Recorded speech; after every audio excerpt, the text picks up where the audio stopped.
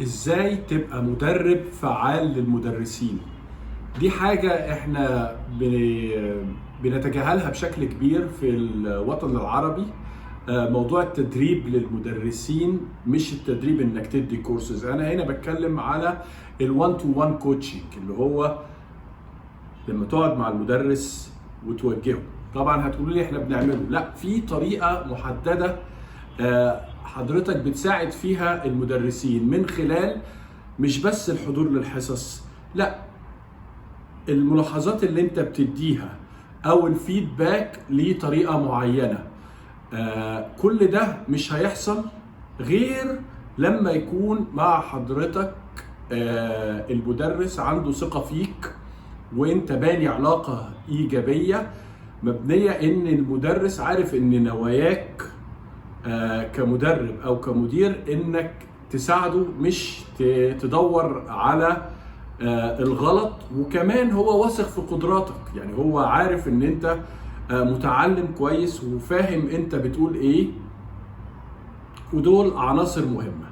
لما ده يحصل لازم يكون معاك ومع المدرس روبريك انت محدد فيه بشكل واضح للمدرسين توقعاتك. يا سلام كمان لو انت درست حصة للمدرسين بحيث ان هم يشوفوا موديلنج. الموديلنج مهم جدا، لان ده احنا بنتعلم عن طريق اكتر التجربة. ونقطة الملاحظات لما انت تديها، احب دايما انك تركز على نقطة محددة وتدي وقت للمدرس انه ينفذها وتتابعها. موضوع انك تتابع معاه عشان تسأله او تساعده على المعيقات اللي بتخليه مش عارف ينفذها في بعض الحالات. وده بيتطلب ايه من المدرس؟ ان هو يكون عنده بنسميه العقل المتطور، جروث مايند سيت. جروث مايند سيت ده يعني ايه؟ يعني عنده قابلية للتحسن والتطوير. هو عايز يتحسن، مش هو عنده فيكست مايند سيت، عقل ثابت ان هو انا كده ومش هتطور او مش هتحسن. فلازم تو ديفلوب او تضيف في المدرسين لو مش عندهم، وتختار مدرسين عندهم القدرة على التطور وعندهم الحماس ان هم يتطوروا ويتحسنوا، والمدرسة نفسها يكون فيها مجال للمدرسين دول ان هم يرتقوا وياخدوا تريننج وكورسز كمان تساعدهم. الفيديو اللي هعرضه على حضراتكم بيتكلم عن الكوتشنج بشكل يعني عميق اكتر.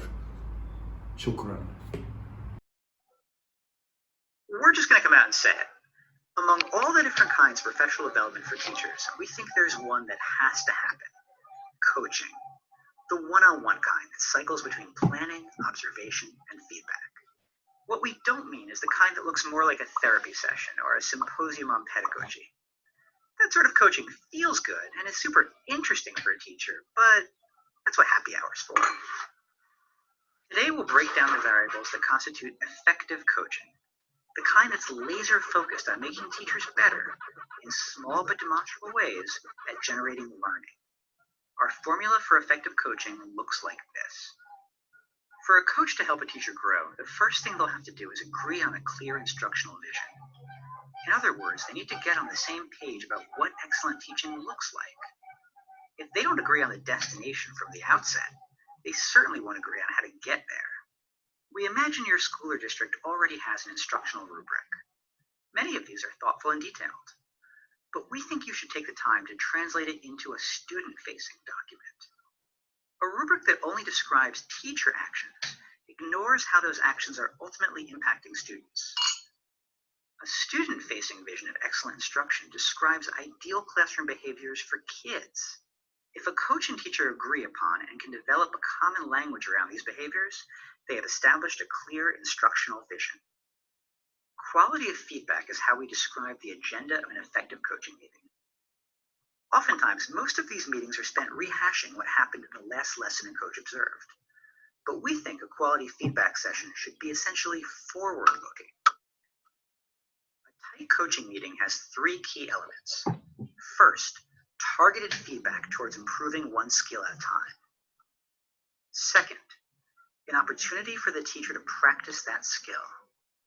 And third, accountability for implementing previous feedback. If a coaching meeting is focused on how to plan and practice for improvement, we consider that a quality feedback session. But in the end, even a shared vision and well-planned coaching meeting can be undermined by fixed mindset. If a teacher has fixed mindset, it means that he fundamentally isn't all that confident that he can get better at teaching or at certain difficult aspects of teaching. It's the opposite of a growth mindset, or the belief that abilities are plastic and can be improved upon with effort and practice. A coaching meeting with a teacher with fixed mindset may not get around to much actual coaching. Time is wasted as he focuses on the negative, or deflects feedback, or fails to take ownership over his classroom. That's why we call this the fixed mindset tax. But the coach is, after all, a coach. It's her job to take steps to influence this teacher's mindset. You can watch further videos about our student-facing instructional vision, how to run a tight coaching meeting, and strategies for promoting growth mindset. And remember, coach, good coaching means making your teachers feel good. Effective coaching means helping them drive learning. And in the end, when a teacher sees more learning happening, that feels darn good.